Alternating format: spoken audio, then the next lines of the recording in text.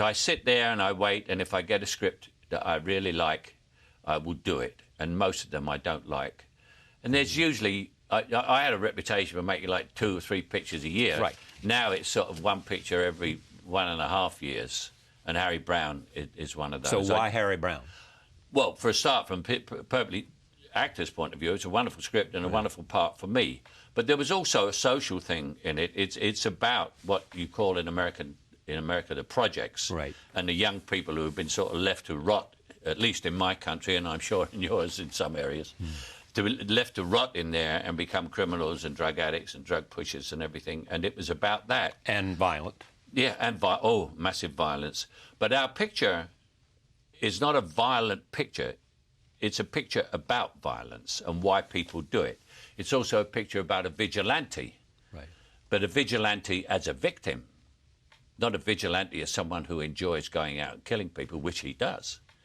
But it's just this old man who's gone into a sort of dementia state driven by the people around him. And you two knew each other way back from your own military careers.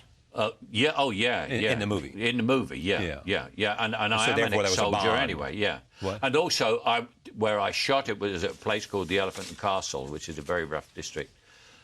And that was where I came from. Really? And so I knew the whole story. And we would have a lot of the gang boys with us somewhere in the movie. Yeah. And they would be with us at night, and I would sit and talk with them. And they obviously talked with me very differently from where we talk to anyone else, because they would say to me, first of all, they'd say, "Where do you come from?" And I'd say, "About 700 yards over there." Yeah. And they go, next question was always, "How did you get out?" And I always said, "I had a father." Who had a father? Who's got a father? No hands went up. That was the first thing. Breakdown in the family life, you know. I had an education, which was for a working-class English boy grammar school, which is like going to Oxford, going to Harvard or something, you know, in my area. Right. You know, and that was the difference. And I talked to them at great length. I would sit there for hours with them. And these are young men, black and white, who talked to me as an equal, this old white man, and just told me everything about what they thought.